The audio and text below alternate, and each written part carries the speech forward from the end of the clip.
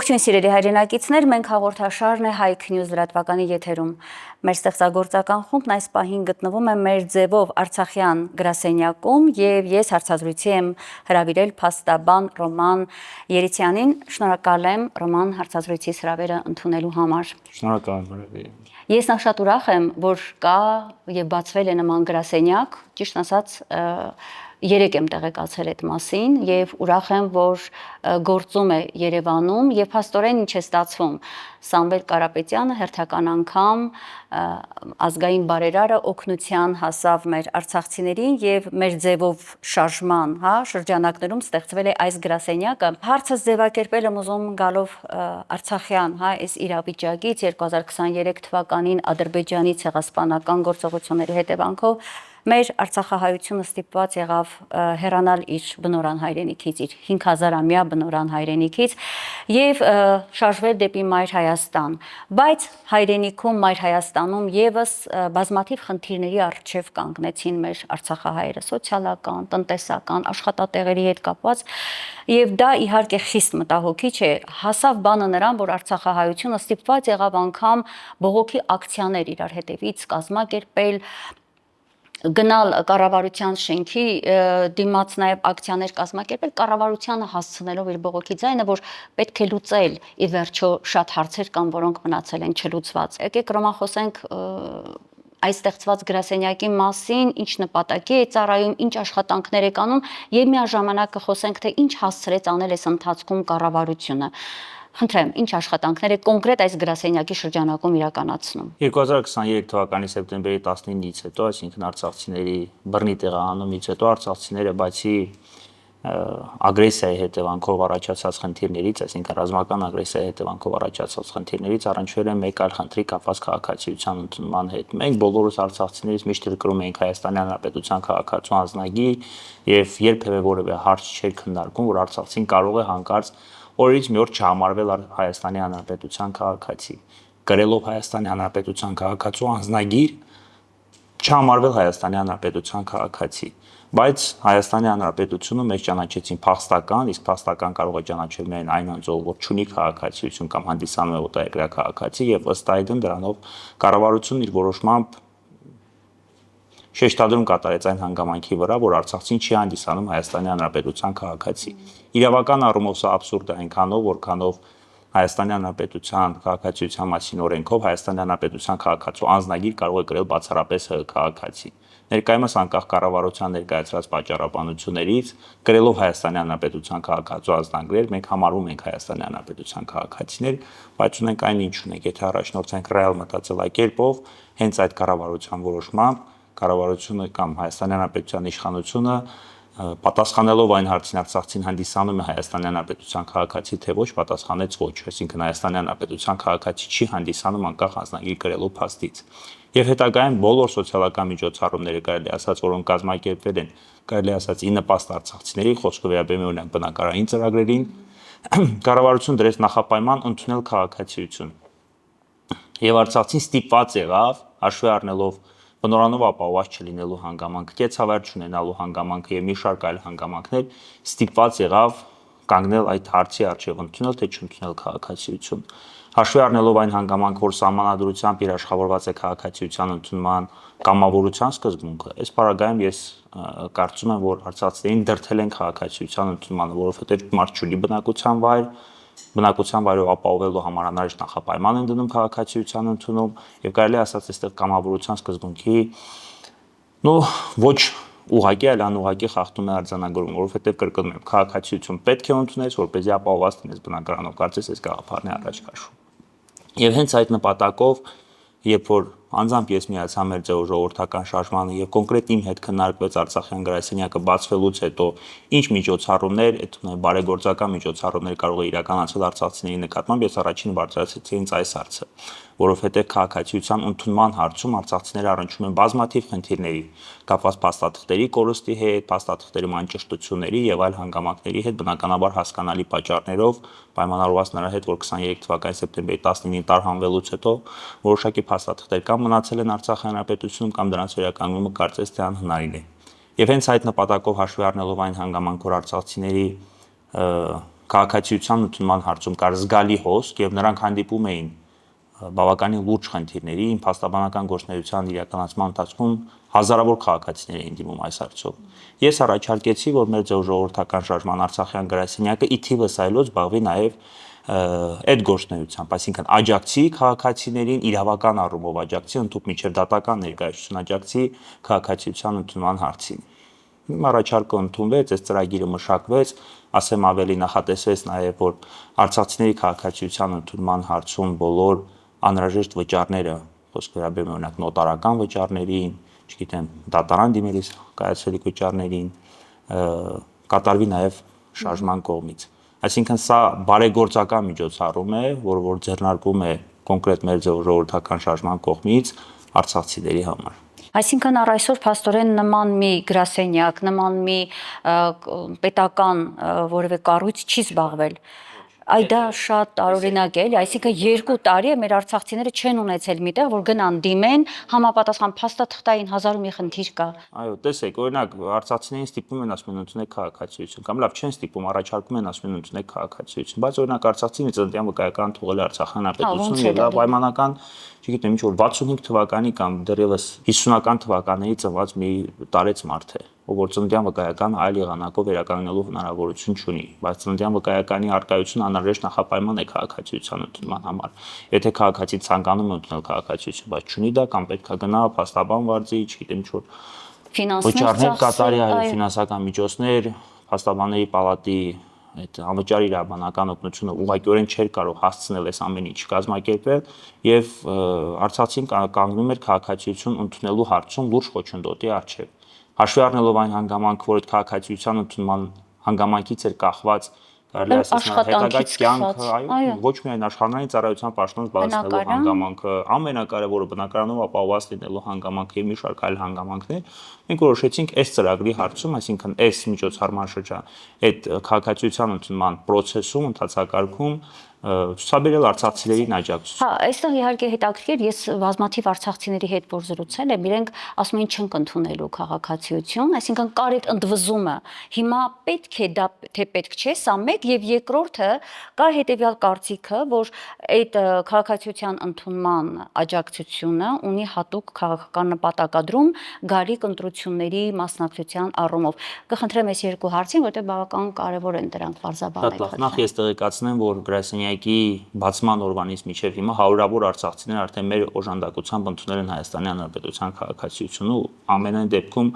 խոչընդոտները քաղաքացիության ընդունման հարցում վերացվել են։ Ծննդյան վկայականներ են վերականգնել նոտարական եղանակով տարբեր փաստեր են հաստատվել, անգամ հասել են դատարան դիմել որոշակի իրավաբանական նշանակություն ունեցող փաստեր հաստատելու գործում։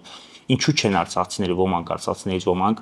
չեն ուզում, այսպես ասած, ընդունել Հայաստանի Հանրապետության քաղաքացիություն։ Նախ մենք բոլորս մեզ համար ենք Հայաստանի Հանրապետության քաղաքացիներ, բայց եթե առաջնորդվում ենք ռեալ մտածելակերպով եւ հաշվի առնում կառավարության որոշումն ու դրա հետևանքները, ինչպես նաեւ մեր արժեվ դրված նպատակները, մենք կրկնում եմ հակված ենք քաղաքացիություն ընդունելու։ Արցախցիներից շատերը հրաժարվում են քաղաքացիություն ընդունելուց, որովհետեւ սխալմամբ կարծում են, որ դրանից է կախված վերադարձի իրավունքը։ Ես օգտվելով առիթից նաև արցախցիներին տեղեկացնում եմ, որ վերադարձի իրավունքը քաղաքացիություն ունի, այսինքն քաղաքացիություն ընդունելով մենք տարհանված արցախցիներ համարելուց չենք դադարելու։ Անկախ նրանից ընդունում են քաղաքացիություն, թե չենք ընդունում, ասում են թող փախստականների կարգավիճակ սահմանվի։ Դա որևէ առավելություն արցախցիներին վերադարձի իրավունքի ապահովման հարցում չի տալիս։ Այդ մեկ, երկրորդը, սա կախված է նաև այն հանգամանքից, որ ներկայումս Հայաստանի Հանրապետության կողմից անձնագիր ստանալուց արցախցիների ունակ ծննդավայրը նշվում է Ադրբեջան։ Այո, նշվում է Ադրբեջան եւ դա եւս արցախցիների համար բարոյական առումով խոչընդոտ է քաղաքացիության ընդունման հարցում։ Այնուամենայնիվ կրկնում եմ, կապված այդ կոնկրետ այդ բնակարային աջակցության ծրագրերի հետ եւ իր ճակատագրի հետ քաղաքացիության ընդունումը այս պայդրությամբ այլընտրանք չունի։ Ես չեմ թաքցնում, որ քաղաքացիության ընդունումը պետք է նաև որոշակիորեն նպաստի կայանալիք ընտրություններին։ Ես այդ հանգամանքը չեմ բացառում եւ բացահայտ դրա մասին խոսել եմ։ Եթե Արցախցին ցանկանում է ներդրում ունենալ Հայաստանի Հանրապետության իշխանության ձևավորման հարցում, պետք է հաշվի առնի այն հանգամանքը, որ ակտիվ ընտրական իրավունք Արցախցին քաղաքացիություն ընդունելու ձեռք չի բերում, բայց пассив ընտրական իրավունք, այսինքն ընտրություններին մասնակցելու եւ ձայն տալու իրավունք ձեռք է բերելու բացառապես քաղաքացիություն ընդունելուց հետո։ Բայց դա կարևոր է իսկապես էլի, իսկ ինչու չպիտի մասնակցի Արցախահայություն ընտրություններին եւ իր ձայնը ինչու չպիտի տա քվեի, իր քվեն ինչի չպիտի ներկայացնի։ Եվս պարադոքսալ իրավիճակի առաջացել, մեկ ասում են արցախցիները ունեին իրենց իշխանությունը, բայց արցախցիները այլևս կարծես Հայաստանի Հանրապետության մի շարք դիրքորոշումների համատեքստում երբևէ իշխանություն չեն ունեցել, բայց այնուամենայնիվ եկեք չմոռանանք, օրինակ 2021 թվականի ընտրություններին արցախցին հաշվառվելով Հայաստանի Հանրապետությունում կարողանում էր։ Եթե արցախցին հաշվառված էր Հայաստանի Հանրապետությունում կամ շտապ հաշվառվում էր, ապա նա ստանում էր իրավունք մասնակցել 2021 թվականի ընտրություններին։ Ինչ է փոխվել 21 թվականից հետո անհասկանալի է։ Այս պայդրությամբ արցախցին ընտրական, пассив ընտրական իրավունք, այսինքն ձայն տալու իրավունք ձեռք է բերում բացառապես քաղաքացիություն ընդունելուց հետո։ Եվ կոնկրետ անձամբ իմ կողմից ես օրինակ չեմ ཐակցնում, որ ես քաղաքացիություն ընդունել եմ հենց Հայաստանի Հանրապետությունում սպասվող ընտրություններին մասնակցելու նպատակով եւ իմ ձայնի իրավունքը իրացնելու նպատակով, որովհետեւ ես կարծում եմ, որ պետք է արցախցին եւս ներդրում ունենա Հայաստանի Հանրապետության իշխանության ձևավորման գործում։ Ինչ վերաբերում է կոնկրետ մեր կողմից իրականացվող միջոցառումը քաղաքական նպատակ հետապնդելուն, այդ թեման իրոք շատ է արծացում, մարդիկ նշում են, որ մեր ձևով փորձում է արցախցիներին քաղաքացիություն ընդունմանը աջակցել, հետագայում, չգիտեմ, ընտրություններին պատրաստվելու նպատակով։ Ես շտապում եմ բոլորին տեղեկացնել, որ դա ամենևին այդպես չէ, սա ես կրկնում եմ, ավելի շատ բարեգործական միջոցառում է, որի նախաձեռնությունը ավելի շատ ցուցաբերել եմ ես, ոչ թե ներգրասին։ Ես հանդես եմ եկել առաջարկով, իրանք այդ առաջարկը ընդունել են։ Օրինակ այդ մարդկանց ես կհարցնեի, եթե կասկածում են այս հանգամանքի վրա, օրինակ դեռևս Ստեփանակերտի հանրապետական հիվանդանոց կառուցելիս եւս քաղաքական նպատակներ հետապնդում Սամվել Կարապետյանը կամ, չգիտեմ, 1500 արցախցիների տարհանվելուց հետո բնակարանով եւ աշխատանքով ապահովելիս եւս քաղաքական նպատակներ հետապնդում, ամենևին ոչ։ Այսինքն քաղաքացիության ընդունմանը աջակցելով մենք իրականացնում ենք բարեգործական միջոցառում, այլ ոչ թե պատրաստում ենք կայանալիք ընտրություններին։ Այստեղ կարևոր է նաեւ մի տրամաբանական հանգամանք հաշվի առնել, որ մեր 120,000 արցախցիները կազմում են Հայաստանի Հանրապետության ընտրազանգվածի 3 կամ 4%-ը եւ հետեւաբար այդպիսի լուրջ քայլեր արցախցիների հետ կապված եկեք ընդունի քաղաքացիություն, որպեսզի ձայն տա, որպեսզի իշխանությունը նրանց շնորհիվ ձևավորվի, տրամաբանական չի, այո, նրանք կարող են դեր ունենալ սպասվող ընտրություններին, բայց եթե ասես այդ դերը վճռորոշ է լինելու, ես այդպիսի հայտարարություն չեմ։ Փաստորեն եզրահանգեցինք, որ ճիշտը քաղաքացիություն ընդունելն է։ Եթե կարճ ասենք, ճիշտը դա է։ Տարբեր հարցերով պայմանավորված։ Այլ ընտրանք չունենք, պետք է ընդունենք։ Չնայած մենք ես կրկնում, չնայած ես ինձ համարում եմ Հայաստանի Հանրապետության քաղաքացի, բայց առաջնորդելով ռեալ մտածելակերպով եւ կանգնելով այն իրավիճակի առջեւ, ինչի առջեւ ես հիմա կանգնած եմ, հաշվի առնելով մի շարք իրավական ակտեր, ես հակված եմ, ստիպված եմ քաղաքացիություն ընդունել, որպեսզի կարողանամ մասնակցել ընտրությանը, այո, որպեսզի կարողանամ ապահովված լինել բնակարանով, որպեսզի կարողանամ զբաղեցնել հանրային ծառայության պաշտոն եւ այլն։ Ի վերջո դուրս է մնում էլի առանց քաղաքացիություն ունենալու, քաղաքացիական կյանքից կարծես արցախցին դուրս է մնում։ Ուղղակի այստեղ կար, երբ ես արցախցիների հետ խոսում եմ, ասում են մենք մեր անձնագրից երբեք չենք հրաժարվի, այդ ինչ որ հոգեբանական պահ է։ Սա ավելի շատ հոգեբանական պահ է, տեսեք, արցախցին ախր այստեղ իրավական առումով շատ լուրջ հարցեր կան, տեսեք։ Օրինակ Հայաստանի Հանրապետության դատարանի ներկայացություն կար նաև Արցախի Հանրապետությունում, օրինակ Սյունիքի մարզի ընդհանուր իրավասության դատարանը, եւ այնտեղ դատավորի պաշտոն էին զբաղեցնում այն անձինք, ովքեր Արցախի Հանրապետության քաղաքացիներին։ Օրինակ Հայաստանի Հանրապետության քաղաքացու անձնագիր կրելով հանդերձ այն նույն 070 կոդով անձնագիրն ունեին։ Թե դատական օրենսգրքով, թե հանրային ծառայության մասին Հայաստանի Հանրապետության օրենքով հանրային ծառայության պաշտոն է թվում նաև դատավորի, քննիչի, դատախազի կամ ոստիկանի պաշտոն կարող է զբաղեցնել բացառապես Հայաստանի Հանրապետության քաղաքացին։ Այդ մարդկանց դատական ակտերի առաջադրված մեղադրանքների եւ այլի շնորհիվ մարդիկ ներկայումս օրինակ նաև ազատազրկված են կամ բազմաթիվ արդիկ ազատազրկվել են։ Ինչ է ստացվում, որ իրականացվել է ոչ պատշաճ արդարադատություն, այսինքն Հայաստանի Հանրապետության քաղաքացի չհամարվող անձը զբաղեցրել է դատավորի պաշտոն, քննիչի կամ դատախազի։ Օրինակ Հայաստանի Հանրապետության կառավարությունը այս հանգամանքները հաշվի չի առնում եւ չի մտածում, որ սրա շնորհիվ ստացվում է, որ չգիտեմ, անարդարություն է տեղի ունեցել, ապօրինի մեղադրանքներ են մարդկանց առաջադրվել, որովհետև քննիչը չունենալով Հայաստանի Հանրապետության քաղաքացու պաշտոն, մարդու քաղաքացիություն, այո, բայց զբաղեցնելով քննիչի պաշտոնը մարդու մեղադրանքի առաջ կամ դատավորը չունենալով դատավորի պաշտոն զբաղեցնելու իրավունք մարդու նկատմամբ դատավճիռ է կայացրել եւ դրա շնորհիվ մարդիկ ներկայումս ազատազրկված են այսպիսի խնդիրներ կա բայց այս խնդիրները հանգամանքները հաշվի չեն առնվել եւ եթե ամփոփենք այո արցախցիները պետք է ներկայումս ընդունեն Հայաստանի Հանրապետության քաղաքացիություն Շատ լավ, Ռոման, անցնենք առաջ։ Ես շատ հակիրճ կխնդրեմ անդրադառնալ վերջո այդ բողոքի ակցիաները, որ տեղի ունեցան մեր Արցախահայությունը տարբեր ծրագրերի հետ կապված իր ձայներ բարձրաձայնում կառավարությունից հստակ պահանջներ ներկայացնելով կառավարության առաջ, ինչի հանգեցրեցին, որովհետև ես տեղյակ եմ, որ բավական մեծ արտագաղթ կա։ Այսինքն տպավորությունն այնպեսին է, որ այս իշխանությունը իրականացնում է այնպիսի քաղաքականություն, որով իրականում փաստորեն նպաստում է արցախցիների արտագաղթին։ Եթե սոցիալական շատ ծրագրեր չեն կատարվում, հենց արցախցիներից եմ լսել, ասում են ո՞նց ապրենք, հնար չկա, պետք է գնանք եւ արտագաղթի խթանման փաստորեն քաղաքականության հետ գործ ունենք, կարող ենք այդպես ասել։ Տեսեք, գաղտնիք չէ, որ արցախցիները պրոիշխանական մտածելակերպ չունեն, այսինքն դեմ են Հայաստանի Հանրապետության ներկայիս իշխանությանը եւ դա է պատճառը, Եվ դա արդարացված է։ Բնականաբար արդարացված է, ավելի քան արդարացված է,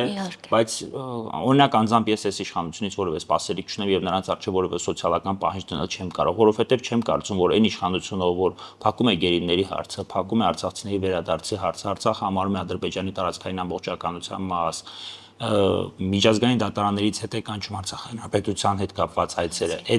այդ իշխանությունից ունենալ սոցիալական աջակցության սպասելիք կամ սպասել նրանց 50,000-ներին անձամբ ես չեմ պատրաստվում եւ ես կարծում եմ որ միակ տարբերակը արցախցիներին հետագայում Հայաստանի Հանրապետությունում արժանապատիվ կյանք վարելու հարցում դա Հայաստանի Հանրապետության իշխանության փոփոխությունն է, որովհետեւ այս իշխանությունը կարծես ավելի շատ ատելություն է քարոզում արցախցիների նկատմամբ եւ հիմա շատ է արծածում հիբրիդային պատերազմի թեման, այդ հիբրիդային պատերազմը ես վստահ եմ որ Հայաստանի Հանրապետության իշխանությունը ներկայումս վարում է հենց արցախցիների նկատմամբ, տարբեր, չգիտեմ, կեղծ տեղեկատվական քարոզներ իրականացնելով Արցախ Հանրապետության ներկայացության նկատմամբ որոշակի արշավ իրականացնելով եւ այլ գործողություններ իրականացնելով եւ այլ գործողություններ իրականացնելով այսինքն սոցիալական միջոցառումներ, որոնք ձեռնարկվել են Հայաստանի Հանրապետության իշխանության կամ կառավարության կողմից արցախցիների համար ոչ թե անհրաժեշտ անգամ գոյատևելու համար դրանք բավարար չէին։ Հիմա նոր ծրագիր է մշակվել, ինչ որ տարիքային հանրագույն, այնպիսի բաներ են նախատեսում, որ ուղղակի ծիծաղելի է այդ մասին խոսել։ 3 անձից բաղկացած ընտանիքը պետք է, չգիտեմ, տարիքային հանրագումար այնտեղ 175 անցնի,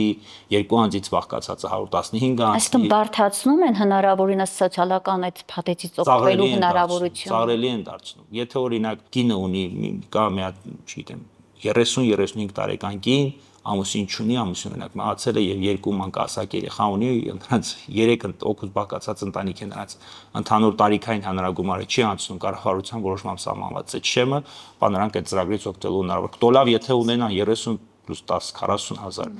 40,000 Այսինքն ընդհանրապես 40,000-ի համար այդպես բաներ են, հա, սահմանվում։ Ծիծաղելի եւ ամոթալի դե դրա համար ես համոզված եմ, որ վարվող քաղաքականությունը արտագաղթին ավելի շատ նպաստում են արտագաղթ։ Այո, ցավոք այդ եզրահանգմանն են գալիս։ Դուք արդեն ձեր խոսքով ասացիք Արցախի վերադարձի հետ կապված այս իշխանության կողմից վարվող քաղաքականության մասին, կուզեմ փոքր-ինչ անդրադառնանք, ընդհանրապես վերջերս իհարկե դա անընդհատ ասվում է տարբեր կալիբրի պաշտոնյաների կողմից, Արցախը Ադրբեջան է, արդեն 2022-ից Փաշինյանը ստորագրեց նաև այդ փաստաթուղթը հայտարարելով Արցախը ցավոք հայտարարելով ադրբեջանական տարածք ճանաչեց որպես տարածքային ամբողջականություն Ադրբեջանի եւ չի ընդհատվում այդ process-ը Ռոման։ Իրանք անընդհատ ավելի խորացնում են տարբեր առիթներ փնտրելով, ավելի ընդգծելով եւ շեշտելով այդ բացառեցնելով արցախցիների եւ ադրբեջանցիների վերադարձի։ Հիշում եք վերջերս հայտարարություն արեց, դրսից էր գալիս լրագրողների փոքր խմբի հետ, ասաց ես դիմում եմ հիմա Ալիևին եւ առաջարկում եմ հետեւյալը. դուք հրաժարվեք արևմտյան Ադրբեջան եզրույթից եւ ադրբեջանցիներին Հայաստան, հա, վերաբնակեցնելու այդ գաղափարից, մենք էլ հրաժարվում ենք Արցախից եւ Արցախահայության վերադարձի գաղափարից։ Սա լրիվ տեղավորվում է հենց այն տրամաբանության մեջ, որ նա միշտ ասում է, չէ, Արցախը թոք է եղել Հայաստանի համար, հիմա պետք է ազատվենք այդ թոքից, որ հանգիստ լավ ապրենք, թե պետք ճիշտ հակառակ երևույթն է լինելու եւ վստահ եմ մեր ժողովուրդը շուտով կհամոզվի, առավել քան կհամոզվի Արցախի կորստով եւ թուլանում է Հայաստանի անվտանգությունը եւ այդ փաստի հետ գործ ունենք եւ տնտեսական բոլոր հարցերով հայ ժողովուրդը, Հայաստան պետությունը լրջագույն կորուստ է կրել, հələ տարածքային էլ ու հայրենիքի կորուստն էլ է դա։ Հիմա ես կխնդրեմ այդ հավասարությանը, որպես նաև իրավաբան, հասկանանք, այս ինչ հավասարության, այս ինչ հավասարություն դրեց նրանց եկողների եւ հայրենիք, սեփական հայրենիք, բնորան հայրենիք վերադարձող արցախցիների մեջ։ Արցախցիների եւ ադրբեջանցիների վերադարձի իրավունքը հավասարեցնելը ոչ այլ ինչ է, քան հիմարություն։ Ուղղակի դրան իրավական գնահատական տալու կարիքն է անգամ բացակայում։ Ես հիմա կպարզաբանեմ թե ինչու։ Տեսեք, արցախցիների եւ ադրբեջանցիների վերադարձի հետ իրավունքի ճակերտների մասած ադրբեջանցիների վերադարձի իրավունքի հետ կապված ինչ տարբերություններ են արկա։ Սկսենք օրինակ իրավական ակտերից։ Արցախցիների վերադարձի իրավունքը ապահովված էր տարբեր իրավական ակտերով։ Այդ թվում մինչև 2023 թվականը միջազգային կազմակերպությունների կողմից ընդունված իրավական ակտերով, նաև 2023 թվականի նոյեմբեր ամսին միջազգային դատարանի կողմից ընդունված իրավական ակտով, որ ադրբեջանցիները պետք է ապահովեն հնարավորինս արագ եւ անվտանգ վերադարձ արցախցիների իրենց բնորան։ Ադրբեջանցիները այսպիսի իրավունք իրավական ակտով ամրագրված, միջազգային իրավական ակտերով ամրագրված երբևէ չեն ունեցել եւ ունենալ չեն կարող։ Երկրորդը թվականակը։ Ինչ թվականակի արցախցիներ ունեն վերադարձի իրավունք եւ ինչ թվականակի ադրբեջանցիների մասին է խոսքը գնում։ Երրորդը բռնագաղթման եղանակը, այսինքն ինչպես են գաղթել ադրբեջանցիները եւ ինչպես են գաղթել արցախցիները։ Արցախցիները զրկված էին իրենց ունեցվածքը վաճառելու հնարավորությունից, արցախցիները զրկված էին անգամ իրենց փաստաթղթերը վերցնելու հնարավորությունից։ Արցախցիները կանգնած էին ցեղասպանական գործողությունների բանդի առջև էին իրենք կանգնած։ Մինչդեռ ադրբեջանցիները անգամ իրենց գույքերն են հասցրել օտարել նախքան Ադրբեջան գնալը։ Եվ նաև փոխհատուցում են ստացել 90-ականներին։ Ասում եմ անգամ այդտեղ փոխհատուցության պայմանագրեր էին նրանք կնքել։ Այո, եւ հայերի լավագույն տներում գնացին Բաքվում նստեցին։ Իհարկե, բնականաբար, հիմա նման պայմաններում ադրբեջանցիների եւ արցախցի վերադարձի իրավունքը միմյանց հետ համեմատելը, դեռ մի հատ էլ հավասարեցնելը ինչպիսի գնահատական դա է։ Բացի հիմարությունից որևէ այլ գնահատական դրան տալ ես հնարավոր չեմ համարում։ Օրինակ ես մեկի հետ զրուցեցի, քաղաքական գործիչներից մեկը ասեց դա ուղղակի հանցագործություն է, որովհետև դու բերում ես 300,000, թիվը դեպ գնալով աճում է, հիմա Ադրբեջանը 600,000-ի մասին է խոսում։ Ինչի մասին է խոսքը։ 600,000 ադրբեջանցի Հայաստանում, դե այդ դեպքում նախ թիվը ճշտել է պետք, 100 քանի հազար են եղել, մեկ, երկրորդը, եթե այդպես է ուրեմն պիտի խոսել Բաքվից, Սումգայիթից, Գանձակից, դուրս եկած հայերի, հետ վերադարձի մասին։ Մենք հսկայական համայնք ենք ունեցել, ի վերջո Բաքվում հայկական լուրջ ներկայություն է եղել։ Վերադարձի իրավունքը միգուցե նաև կարելի է միմյանց հետ համեմատել կամ համեմատության նշաններ գտնել, բայց կոնկրետ արցախցիների վերադարձի իրավունքը համեմատել ադրբեջանցիների վերադարձի իրավունքի հետ կրկնում եմ ոչ այլ ինչ է, քան հիմարություն, եւ ես համաձայն եմ դրա հետ, որ դա ոչ այլ ինչ է, քան հանցագործություն։ Երկրորդը կապված նրա հետ, որ արցախցիների կամ Արցախը հանձնելով Հայաստանի Հանրապետությունը վերջապես հասել էին իշխանության եւ այլն։ Իսկ ինչ է փոխվել Հայաստանի Հանրապետության քաղաքացիների կյանքում 2023 թվականի սեպտեմբերի 19-ից հետո։ Այ օրինակ դուք Հայաստանի Հանրապետության քաղաքացիք, ձեր կյանքը լավացել է Արցախ Հանրապետությունը հանձնելուց հետո, դուք ձեզ ավելի անվտանգ եք զգում կամ չգիտեմ սոցիալական առումով կամ թեկուզ ֆինանսական առումով ձեզ ավելի ապահովված եք զգում։ Բնականաբար ոչ, այսինքն այդ թեզը, որ տարածում է, որ Արցախը չգիտեմ միշտ Հայաստանի Հանրապետության համար բեռ է եղել, վստահեցնում եմ չի համապատասխանում իրականությանը եւ ցավում եմ, բայց գնալով իրավիճակը ցույց է տալիս, որ դրանում Հայաստանի Հանրապետության քաղաքացիները համոզվելու են, կախված ամենաառաջնայինը անվտանգության առումով։ Իդեպ մի հավելում միջանկյալ, անգամ հացահատիկի առումով, հացահատիկի հսկայական բերք Հայաստան էր գալիս Արցախից։ Հիմա որոշել են, որ Ադրբեջանով պետք է ինչ-որ բան բերեն, հետո պարզվեց անասնակեր էր։ Այսինքն Արցախից այն դեպքում, երբ որ մեր գերիների նկատմամբ մեկի նկատմամբ արդեն սմադատապարտման դատավճռի մասին է խոսում, ընդ որում ոչ միայն ռազմաքաղաքական ղեկավարության մասով։ Փաստերը շատ են եւ իհարկե թե ամփոփում տանք Արցախի կորուստը առաջին հերթին մեր հայրենիքի կորուստ է եւ չի կարող հայրենիքի կորուստը որևէ արդարացում, որևէ մեկնաբանություն այստեղ գոյություն ունի այստեղ հստակ հակահայկական շահերից բխած քաղաքականության հետ, անվտանգության պահով էլ չեմ ասում։ Եթե հակահայկական, այլ ակտիվ ադրբեջանական։ հա, օրակարգն էր ադրբեջանական, բայց որպես իրավաբան էլի Փաշինյանն իրավունք ունի մեր Արցախահայ, մեր հայրենակիցների անունից խոսելու, ասենք, որ նա իրավունք չունի հայրենիք վերադառնալու, այսինքն հայրենիք վերադարձի իրավունքի բացառման մասին է իր այս քայլերը, ինչ է ուզում անել սա։ Կարծես գիտեք ինչ մտածելակերպով է առաջնորդվում, երբ ինձ պետք է իրավունք ունեմ, երբ ինձ պետք չէ իրավունք չունեմ։ Այսինքն, երբ, չգիտեմ, դա բխում է ադրբեջանական շահերից, ինքը կարծես թե արցախցիների ներկայացուցիչն է եւ իրավունք է վերապահում հայտարարել, որ Արցախը կազմում է ադրբեջանական տարածքային ամբողջականության մաս, արցախցիների վերադարձի իրավունքը պետք է դու ով ես, որ արցախցիների վերադարձի իրավունքի մասին խոսես կամ այդ հարցը փակես։ Ով ես դու։ Բայց երբ իրեն պետք չէ, ասում է դե ես Արցախի հանրապետության անվտանգության պատասխանատուն չեմ, ես Հայաստանի քաղաքացիների անվտանգության պատասխանատուն։ Դե Ռոման ջան, բոլորս այլևս համոզվել ենք այս 7 տարիների մեջ, որ իրականացվում է թուրք-ադրբեջանական տանդեմի օրակարգը, որի բաղադրիչ կամ շատ կարևոր մի օղակ է, ես ուզում եմ հիմա խոսենք նաև հայ-առաքելական Սուրբ եկեղեցու դեմ ուղված այս արշավով, որը ակնհայտորեն դրսից եկած թելադրանք է, միանշանակ Թուրքիա-Ադրբեջան, ավելին եթե գլոբալ նայենք, այլ ուժային կենտրոններ եւս այստեղ թիկունքում են կանգնած։ Իդեպ դուք մի գրառում եք արել, ուզում եմ ընթերցել, հա, ձեր Facebook-յան գրառումն եմ վերցրել, երբ քննադատում ես Փաշինյանին կամ որևէ պետական պաշտոնյայի, հայտարարում, որ իշխանությունը պետք է հեռացվի կամ իրականացնում ես խաղաղ հավաքներ, անմիջապես սրանք տալիս են իշխանության զավթման փորձ, պետության դեմ ուղղված արարք, ոտնձգություն սահմանադրական կարգի դեմ, այս եւ այլ ձևակերպումներ, բայց այդ նույն մարդիկ արշավ են սկսում ամենայն հայոց կաթողիկոսի սրբազան հայրերի դեմ, պարզաբանում են, որ դա ոչ թե եկեղեցու, այլ կոնկրետ անձանց դեմ պայքար է կամ եկեղեցու ազատագրում։ Հիմա սրանից ելնելով հարցս հետեւյալն է. այս իշխանությունը իրավունք ունի խառնվելու հայ եկեղեցու գործերին, որովհետև դուք եք նշել եկեղեցու ազատագրում է, հա, բարենորոգում, չգիտեմ, ինքը իրավունք ունի ընդհանրապես, սահմանադրորեն, հա, այդ իրավունքը ունի ինքը իրավական առումով դա եւ պահանջելու նաեւ կաթողիկոսի հրաժարականը իրենք անձնավորում են, բայց իրականում այո պայքարը մեր եկեղեցու դեմ է եւ դա ադրբեջանի թելադրանք է, որում համոզված են բոլոր իհարկե կարծում եմ որ եկեղեցին սպառնալիք է տարածքային ամբողջ ես ավելի քան համոզված եմ որ դա ադրբեջանի թելադրանք է ուղղակի մեր սահմանադրական կարգը մեր չգիտեմ, մեր առհասարակ բարոյական նորմերը թողելով ինքը ավելի շատ։ Ես չեմ բացառում, որ ինքը մի օր Հայաստանի Հանրապետությունն իսլամ ընդունել է որպես պետական կրոն եւ դա ասելու է, դա բխում է Հայաստանի Հանրապետության քաղաքացիությունից։ Որ լինենք անվտանգ։ Այո։ Հա, կարող է արդարացնել ամեն ինչի կհասնենք, եթե նա շարունակի մնա անշոշտ իշխանության։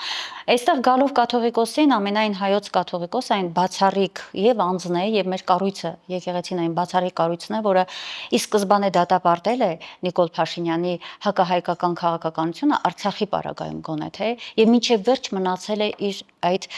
դիրքերում եւ հիմնավորել իր տարբերություններում այո եւ բարձրացնել վերադարձի եւ հենց արշավը սկսել է վերջինիս նկատմամբ հենց դրա կողմից եւ ես դրա համար է հիմա որ ներկայումս ասում եմ որ արցախցիները պետք է կանգնեն ուղղակի բարոյապես անգամ պարտավոր են կանգնել այդ անձի կողքին որովհետեւ երևի միակ անձանցից է որ միջազգային հարթակներում միջև վերջ պայքարել արցախցիների վերադարձի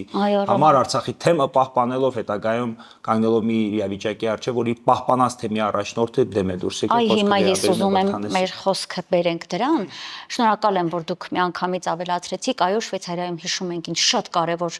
այսպես քննարկում այդ հարթակը եղավ այո կազմակերպել էր հենց մեր կաթողիկոսներ կազմակերպել իդեպ ընթացքում դրսից տարբեր անձիկ թե գերմանացիներ թե տարբեր անգամ Մեծ Բրիտանիայի արտգործ փոխնախարարն է արդեն սաստում Փաշինյանին որ չափերը շատ է անցել հա անգամ պատկերացնում եք ուժային կենտրոններ կան որոնք մենք վստահ ենք որ հենց այդտեղից է թելադրում Փաշինյանը բայց անգամ այդ ուժային կենտրոններում սկսել են անհանգստանալ մի քիչ շատ է անցել հա չափերը եկեղեցու հետ կապված ու հետ քայլ արա եւ ես վերջերս նաեւ եթերով իմ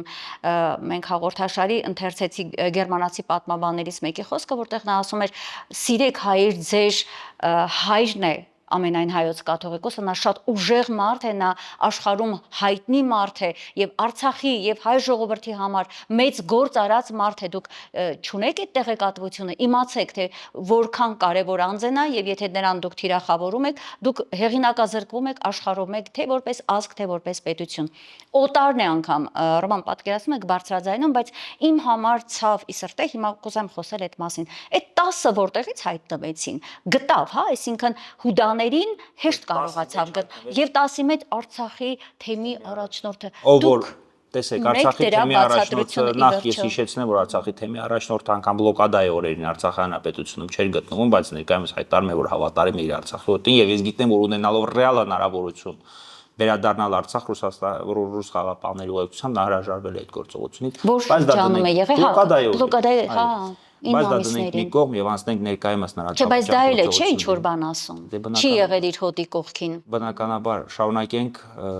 ներկայումս դա տեսեք ինքը անտեսել է իր այդ քայլով խոսքը ոչ միայն վերաբերում է, չգիտեմ, վեհապարի նկատմամբ իրականացրած այդ ամեն ինչի, չնայած դա մեր համար առաջնային է, բայց այնուամենայնիվ ինքը հանցանք է գործել նաև արցախցիների նկատմամբ, անտեսել է արցախցիների նկատմամբ ցուցաբերված անարդարությունն ու ցավը։ Բարի բուն իմաստով ինքը խոնարհվել է այն անձի առջև, ով որ Արցախը համարում է Ադրբեջանի տարածքային ամբողջականության մաս, ով առաջարկում է մեկը միշտ փակել արցախցիների վերադարձի թեման։ Եվ դրանից անմիջապես հետո ինքը գնում եւ խոնարհվում է այդ մարդու առջև։ Դա ինչ է նշանակում։ Ես վստահ եմ տեսել եք արցախցիների անդրադարձը դրան։ Եվ ձեր անդրադարձը նաև ուզում եմ հասկանալ ինչ կազմակերպել ենք անգամ գործընթաց, ես դիմել եմ Արցախի հանրապետության նախկին մարդու իրավունքների պաշտպանի բոլորին, խնդրելով միավորվել եւ արցախյան ՀԿ-ներին եւս դիմել եմ, խնդրել եմ միավորվել ենք եւ մենք նամակ ենք ուղղել, արդեն գրավոր նամակ ենք ուղղել, մենք արցախցիներից մենք կարող ենք այդպիսի իրավունք վերապահել։ Մենք դիմել ենք ամենայն հայոց կաթողիկոսին, խնդրելով, տեսեք, մենք կարգալույցի պահանջ չենք ներկայացրել, դա եկեղեցական հարց է, մենք դրան չենք միջա։ Մենք խնդրել ենք ընդհանրապես փոխել մեր թեմի առաջնորդին փոխելու հարցը։ Այո, հավատը արցախցիների հավատը եկեղեցու նկատմամբ իր արտացոլումն է տեսնում նաև Արցախի թեմի առաջնորդը։ Մենք չենք ցանկանում ունենալ մի առաջնորդ, ով որ իշխանության ստրուկն է, ով որ խոնարհվում է այն անձի առջև, ով որ Արցախը հանձնել է իր սրբավայրերով, եկեղեցիներով, խաչքարերով եւ գերեզմաններով թշնամուն, ով որ փակում է արցախցիների վերադարձի հարցը կամ ով որ Արցախը համարում է Ադրբեջանի տարածքային ամբողջականության մաս եւ անգամ Արցախ բառը չհնչեցնում։ Ռոման, ինչ կոմպրոմատներ կարող էին պատճառ լինել։ Գիտենք, որ այն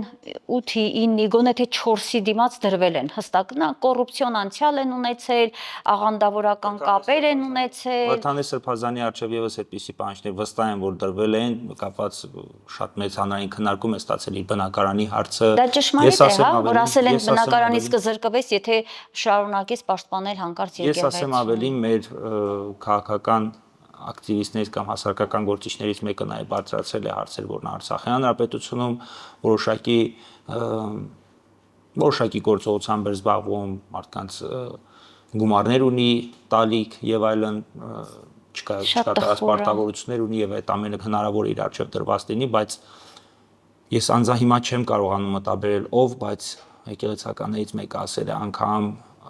մահվան առջև կանգնած լինելով ես այս աշխանության առջև գլուխ չեմ խոնարհի եւ Վարդանի Սրբազանը պետք է առաջնորդվեր հենց այդ տրամաբանությամբ անկախ սպառնալիքներից, անկախ այդ շանտաժներից, որոնք իր առջև դավաճանել ամենայն հայոց կաթողիկոսին եւ երկրորդաբար դավաճանել նաեւ Արցախի ժողովրդին, սա քայլ է, որը երբեք չի մոռացվելու։ Երբեք չի մոռացվելու Արցախը։ Իսկ ձեր այդ պահանջից կապված թեմի առաջնորդին փոխելու հարցը, որ ասացիք բարձրացրել եք, չկա դեռ որևէ։ Հիմա այդ մասին հրապարակային հայտարարություն անել չեմ ցանկանում, որովհետև կարծում եմ, որ հրապարակային հայտարարությունից կարող է որոշակիորեն անդրադառնալ այդ գործընթացին կամ նոր արշավ սկսվի ամենայն հայոց կաթողիկոսի նկատմամբ, բայց վստահեցնում եմ, որ մեր նամակը տեղ է հասել ամենայն հայոց կաթողիկոսին եւ շուտով դրա վերաբերյալ համապատասխան որոշում։ Հա, որովհետեւ կան մարդիկ այնտեղ, այդ 10-ը պիտի ստանան իրենց պատիժը այսպես։ Իսկապես դա պիտի ստանան։ Եվ բնականաբար 10-ը պիտի ստանան, դա բարոյականության հարց է, բայց առաջնային արցախցիների համար հենց Վարդանի Սրբազանին ամենայն չգիտեմ, մենք տեսեք, ես անգամ իսկ թույլ չեմ տալիս Փաշինյանի կերպ իրեն Ավազանի անունով դիմել, ասել կամո եւ այլն, ոչինչ, դա եկեղեցու հարց է, դա իմ հարց չի, երբ որ նա կարգալույս կամ վաղտի ժամանակ ես կդիմեմ նրան անուն ասկրանով, ես հիմա նրան այսքան ցավով հանդերձ դիմում եմ որպես Վարդանի Սրբազան։ Եվ իմ պահանջը հետեւյալն է կամ իմ խնդրանքը հետեւյալն է, որպես արցախցի, որպես Արցախի հոգևոր թեմի հավատացյալ, ես խնդրում եմ փոխել Արցախի թեմի առաջնորդին։ Փոխեք Արցախի թեմի առաջնորդի։ Հետագայում կարգալույց կանեք նրան Ավազանի անունով կդիմենք, թե մենք ինքներս նրան վերաբերյալ ինչ կարծիք ունենք, դա երկրորդական հարց է։ Այս պայմանությամբ ամենաակտուալ Արցախի թեմի առաջնորդին հեռացնելն է։ Որովհետև Արցախի ժողովրդի մոտ վստահության այլևս հստակ կորուստ կա, իսկ պետք չէ որ դա լինի, որովհետև դա կապն է, ուղիղ կապն է նաև մեր եկեղեցու։ Այո։ Շատ լավ, Ռոման, անցնենք առաջ, շատ կարևոր մի հարցել եմ ուզում անդրադառնանք, զինվորական քննչական մարմինը, հա, Արցախի նախագահ Սամվել Շահրամանյանին հարցաքննեց, իդեպ շատ հետաքրքիր մի դրվագ կա էլի, այստեղ որ գուցե վրիպեց շատերի աչքից, դա տեղի ունեցավ Ադրբեջանի լրատվականներով եկած եւ որը նաեւ արտացոլվեց Հայաստանի իշխանական որոշ ԶԼՄ-ների մոտ, հա, որի հիման վրա իբր Սամվել Շահրամանյանը Ադրբեջանի հատուկ ծառայություններին տվել է ինֆորմացիա ռազմաքաղաքական ղեկավարների այդ կոորդինատները տվել է, որի արդյունքում էլ իբր նրանք կարողացել են շատ արագ կալանավորել մեր ռազմաքաղաքական ղեկավարությանը, որն այսօր գտնվում է ցավոք գտնվում է Բաքվի բանտում եւ մենք տեսնում ենք ինչ կեղծ շինծ ու դատավարություն է շարունակվում եւ այս իշխանությունը այս հարցում դարձյալ անտարբեր է, նորից մեղքը գցելու խնդիր կա, Ռոման, այսինքն նորից ուզում է մեղքը գցել, ասել դուք եք մեղավոր արցախցիներ եք, ես կապ չունեմ այդտեղ, հա։ Հետապնդում ես հիմա կպարզեմ, ես անդրադարձել եմ այդ թեմային, ես կոնկրետ արկետ անձանց մասով նշել եմ, որ ռազմաքաղաքական ղեկավար ինչպես է երևարվել կամ ինչպես է ձերբակալվել Արցախի հանրապետությունում ադրբեջանցիների կողմից եւ վստահեցնում եմ, որ Սամվել Շահրամանյանի բոլոր գործողությունները հակառակը նպաստել են նրան, որ այդպիսի գործողություններ տեղի չունենան, ես բավականին երկար խոսել եմ այդ մասին Facebook-յան ուղիղ եթերով կարող եք դիտել եւ տեսնել ինչպիսի բարձաբանումներ եմ ներկայացրել այդ ամենի կապակցությամբ, ով ինչպես է ձերբակալվել ցավոք չեմ կարող խոսել զինվորական քննչական մարմնում քննող քրեական վարույթից այն ինֆորմացիան, որ հասանելի է, որ հանրային մակարդակում հնչեցված է արդեն կապված նրա հետ, որ վարույթը նախաձեռնված է ադրբեջանական հետ լրատվամիջոցներում տեղ գտած նաև տեղեկությունների արդիվ կամ վարույթ ավելի շուտ էր նախաձեռնվել, սակայն հարցաքննությունը կազմակերպել է հենց ադրբեջանական ԶԼՄ-ներում տեղ գտած տեղեկությունների արդիվ։ Ես սրա մասին խոսել չեմ ցանկանում, բայց ես վստահեցնում եմ, որ Սամվել Շահրամանյանը վարույթով ունեցել է վկայի կարգավիճակ եւ տվել է շատ սպառիչ եւ հստակ պատասխաններ վարույթ իրականացնող մարմնին, որ վարույթ իրականացնող մարմնին կարծես բավարարվել է, բայց Սամվել Շահրամանյանի նկատմամբ իրականացում են այլ քաղաքական հետապնդումներ, այլ ռեպրեսիվ գործողություններ կապված օրինակ, չգիտեմ, պատմության դասագրքի հետ կապված թեման վստահ եմ տեղյակ եք։ Անմիջապես այդ դատականիստից հետո լրագրողների հետ տեղի ունեցած ճեպազորույցից հետո 30 րոպե հետո Բագրատ արքեպիսկոպոս Գալստանյանի գործով, այդ հանրահայտ գործով նրանք կանչել են հարցաքննության եւ հնչեցել այնպիսի բովանդակությամբ հարցեր, որ կարծես ընդհանրապես դրան հնչեցնելու անհրաժեշտությունը չկար։ Մի խոսքով դրան զուգորդեց նաև հաջորդեց նաև Արցախի հանրապետության ներկայացության մշտական ներկայացությունում իրականացված խոզարկությունը, այդ ռեպրեսիվ գործողությունները, որոնք շարունակական իրականացվել շարունակում են իրականացվել տեղեկատվական դաշտում տեղ գտած ինչ որ անկապ եւ абսուրդային տեղեկություններ, ընդ որում ցավալին այն է, որ մենք ունենք նաև արցախցիների մի Սիմյանի Բիզորոդը ունենք մի քանի արցախցիներ, ովքեր տարածել են այդ տեղեկությունները, ովքեր անգամ մեր ձևովի հետ կապված արցախցիների օժանդակության հետ կապված են որոշ արցախցիներ հակառակ տեղեկություններ տարածել, ամենտեղ վատը կա, բայց ուշադրություն չենք դարձնում եւ նրանց անգամ արցախցիները իրենց սոցիալական շրջապատում կամ իրենց մեջ նման անձանց որևէ ուշադրություն չեն դարձնում։ Բայց գուցե պետք է անունները տալ, որպեսզի այդ մարդիկ չշատանան, հա, իրենք իմանան, որ իրենք ես անգամ նրանց անունները չեմ հիշում։ Նրանք այնպեսի, չգիտեմ, հեղինակություն չունեն, որ ես նրանց անունները հիշեմ։ Մի աղջկա մասին է խոսքը գնում Ասկեյանից, ով որ ասում է, որ ինչ-որ կապ ունի ներկայիս իշխանությունների հետ, որ անգամ սիրային հարաբերությունների մեջ է պաշտոնյաներից մեկի հետ, ես անգամ նրա անունը չեմ հիշում, որ նրա անունը տամ կամ չտամ։ Ինչ է անում այդ աղջիկը, ինչով է օգտակար լինում այս իշխանությունը։ Որ չսխալվեք մեր ձևովի հետ կապված, չգիտեմ, նրանք էս են անում, նրանք քաղաքականությամբ են զբաղվում, նրանք բալիկալի կընտրություն, մենք քաղաքականությամբ ենք զբաղվում, դա աթակույց։ Այդ մեկ երկրորդ, բայց ինչ վերաբերում է արցախցիների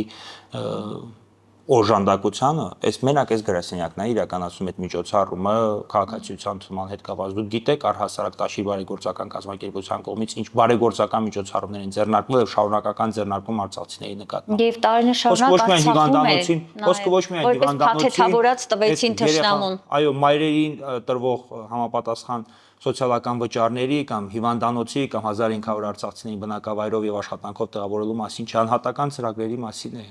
կապված առողջական խնդիրների հետ, կապված իրենց սպորտային կյանքի հետ, ինչպիսի բազմաթիվ միջոցառումներ է ձեռնարկում բոլորի նկատմամբ։ Հիմա դա եւս քաղաքականության դրսևորում է կամ դեռևս է երբ հակառուցվել Ստեփանակերտի հիվանդանոցային ժամանակ դուք կարծում եք, որ Սամվել Կարապետյան քաղաքականությամբ զբաղվելու Չէ, դա հասկանալի անկապ հայտարարություն է, բայց պետք է լրացնել այդպիսիներին, կարծում եմ, որպեսզի մարդկանց մոտ։ Ես կարծում եմ, որ նման անձանց անգամ ուշադրություն դարձնել պետք չէ, թող խոսեն ինչքան ուզում են, որովհետև արցախցիների մոտ նրանք որևէ հեղինակություն չեն վայելում եւ նույն անձանց թվին եմ ես դասում նաեւ որ սոցիալական աջակցության ծրագրերի ակտիվ օժանդակող են համարում իրեն Լիաննա Պետրոսյանին, երբ որ արցախցիները ես վստահեցնում եմ, որ արցախցիների մեծամասնությունը դա իմ կարծիքն է, բայց ես այդպես եմ կարծում եւ վստահեցնում եմ ձեզ, որ արցախցիների մեծամասնությունը նրան որպես, չգիտեմ, այդպեսին չի ընդունում, կապված զուտ այն անձով, որ համագործակցությունը Հայաստան, ոչ թե համագործակցությունը, այլ համագործակցությունը կարող է լինել նորմալ երևույթ, ով որ նվիրվում է, ով որ պատրաստ է դառնալ Հայաստանի Հանրապետության իշխանության ստրուկ, արցախցիների մոտ նա որևէ հանրային հեղինակություն ունենալ չի կարող։ Հասկանալի, բայց եթե ամփոփենք պարոն Շահրամանյանի հետ կապված, լավ ինչ են ուզում այս իշխանությունները, ինչ են ուզում, որ ինչ անի պարոն Շահրամանյանը։ Իշխանությունը գործողություններ է ձեռնարկում այն անձանց նկատմամբ, ովքեր Արցախի վերադարձի հարցը ակտուալ են համարում։ Հա, հասկանալի։ Նաև Շահրամանյանը։ Նրանք ամեն գնով պատրաստ են նման անձանց հեռացնել կամ, չգիտեմ, լռեցնել կամ զսպեցնել, եւ այս բոլոր գործողությունները ուղղակի քաղաքական գործընթացներ են, որոնք ձեռնարկում են արցախցիների եւ իդեմս Սամվել Շահրամանյանի։ Եվ փաստորեն այս իշխանությունը իր ձեռագրին, այսպես Սամվել Շահրամանյանի միայն այն հայտարարությունը, որ ես կիսում եմ կաթողիկոսի կարծիքը, առաջացել այս բոլոր հետևանքները։ Այո, ճիշտ եք։ Դե